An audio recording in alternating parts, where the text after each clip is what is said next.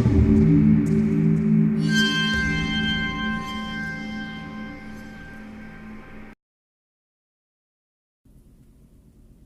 everyone, my name is Dave and welcome to the DIY Beki, where I make DIY passions and sewing tutorials.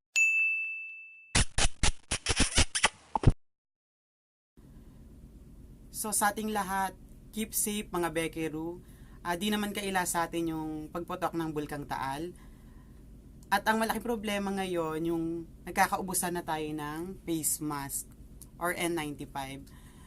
So for this episode, tuturuan ko kayong gumawa ng DIY face mask na parang N95 din siya. Yan.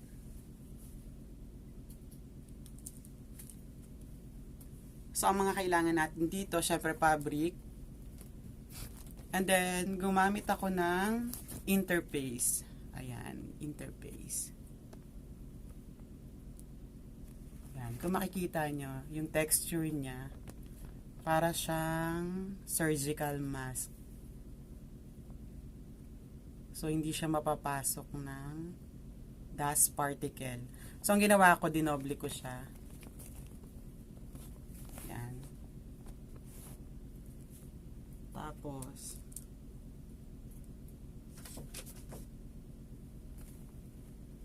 doble din yung fabric. So, meron sa harap, tsaka dito sa likod. So, magiging in between siya. So, parang palaman siya dun sa mask. So, umpisahan na natin.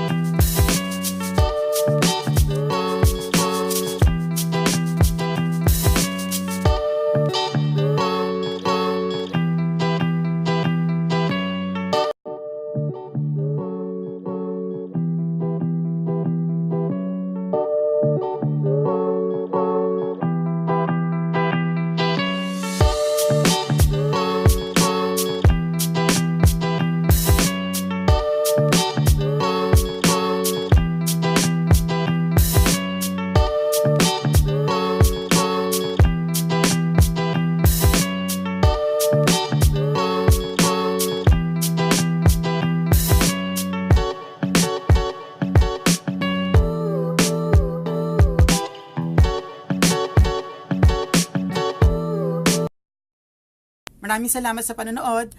Huwag niyo na rin kalimutang i-like at i-subscribe ang aking channel, The DIY Beki. Keep safe everyone. Maraming salamat. Paalam.